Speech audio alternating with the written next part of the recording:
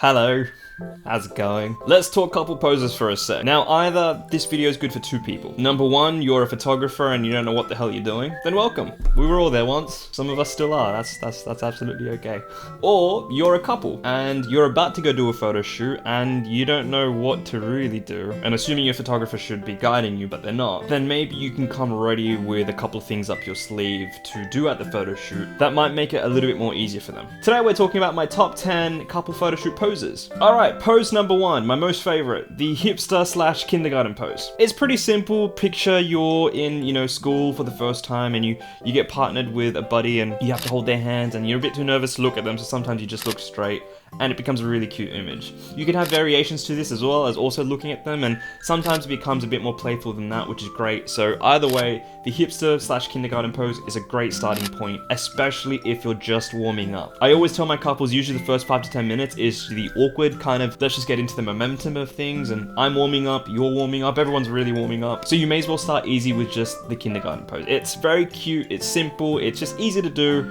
You can't really go wrong. I hope you can't go wrong with the if you get that wrong, you can't get that wrong. It's just so simple. Pose number two, the wide wanderer. I suppose this is more of a photography focal length pose, or less to do with the pose itself, but the shot is pretty much a wide shot of the actual subject wherever they may be. Now, a large part of this shot is to focus on the environment, the background, the layout, as to exactly where they are. What the couple can be doing in that point could still be kindergarten pose, however, you might just get a wider shot of that. It's just great to show off the surrounding areas and to really establish the location for where you guys are shooting from. Alright, pose number three. The whisperer. I usually just get the guy or the girl to whisper something, amazing into their partner's ear. And unfortunately, I've heard some very interesting situations sometimes where they've said some stuff that I cannot repeat here for my YouTube channel. Like I might get, the guy to whisper a vegetable in a very sexual way. Broccoli, yeah. Whatever really works, I don't know. I honestly have no idea. They know what it is, and it's a secret. So, usually one of the couples start laughing, and it's kind of cute, and you just get all really cute fuzzy about it, so it's nice. Pose number four, and also really another easy one. You can't really screw this one up. I hope not. I really hope. Honestly, if you screw this one up, there's something wrong with you. Okay, so pose number four, the walk and talk. It's literally really simple and quite self-explanatory. You get your partners and couples to hold each other's hands, and you just get them to walk from point A to B, usually towards your camera sometimes. And I'll do this a couple of times. I'll get them to walk towards my camera, away from my camera, and just get a couple of variations in that moment. Usually I encourage them to have a conversation or fake laugh it, or just, think about something that's just makes them laugh. Either way, when that's happening, you want to try and get as many shots as you can. Pro tip, I usually put my camera into continuous autofocus, which means that when I am pressing the trigger button, I'm button mashing and it's basically going and getting 1,000 shots, and I might just cherry pick the top 5 walking talking shots. Okay, we've got pose number 5, follow the leader. Now this is kind of a variation to pose number 4, which was the walk and talk. Follow the leader is almost the same thing, except rather than walking towards you, they're now walking either horizontally or just side to side or whatnot. But I usually get someone to lead the other one. So sometimes I get the guy to lead, sometimes I get the girl to lead. It doesn't really matter, but what's cute is when they're leading, the person who leads looks back. So it's kind of you're walking and then you look back and you're and they're walking further, you get what I mean? It's kind of I hope you get what I mean. This is going to be a very interesting video. Alright, pose number 6, and possibly one of my most favorite ones, the shy shoulder. Now this one's really cute and really cuddly. I just kind of like it. So if I could explain, how do I even explain this? Ideally, it's basically when the guy and the girl, or the girl and the girl, or the guy and the guy. Yeah, we're very inclusive here. Let's just say 2 people. One of them ends up cuddling the other one, and whoever's being cuddled, I get them to look towards their shoulder. Now, most often of the time, it's the females doing this, but hey, guys, I highly encourage you to do that too. So when the lady is looking at her shoulder, I usually get the other partner to get closer in, and I draw their nose, towards their mouth, and it's a really cute shot. It's a bit more shy on one side, but then the other side, it's a bit more intimate as well. Now, when it comes to the shy shoulder, I usually get the girl to hold the guy's arm, or it could be on his chest. Either way, both are perfectly fine. It just comes down to their personal preference and what they're comfortable with. Okay, so the very next pose is the backpacker.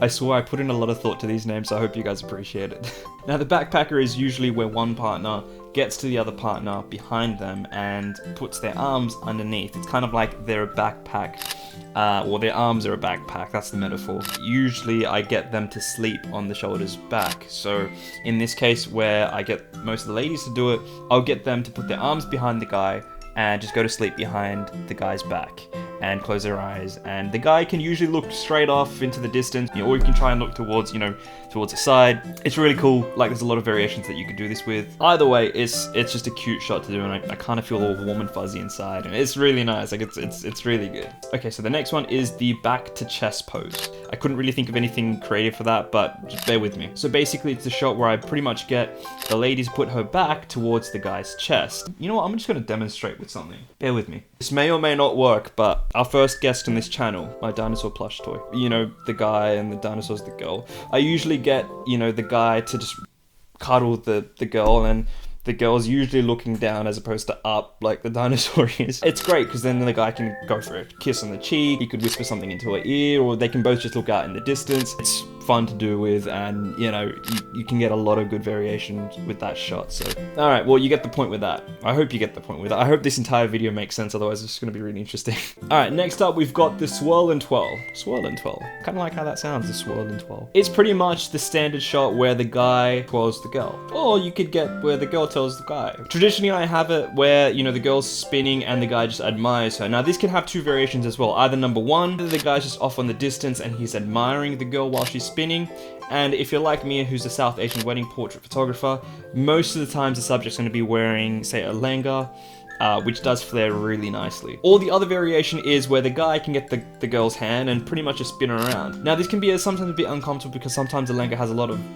flair to it because of the can. I know that's a word, and thank you Gather and Stitch if you guys are watching this. All of that goes to you guys. But the point is that you might want to try this pose a couple of times. Usually when the guy's spinning the girl, I also get him to put his hand in his pocket, or I might just get it to be done a couple of times just in case sometimes they're laughing too hard or it's a bit bleh, or sometimes you might just get them closing or blink their eyes, or maybe you might not get focus shots because your shutter's not high enough, or your aperture's a bit too wide open. So really pay attention to your settings and check your images before you move on to the next preceding shots in case you need to retake them again. Alright, so the next shot we've got the kiss cheek. The kiss cheek? No, what did I name it? The cheek kiss.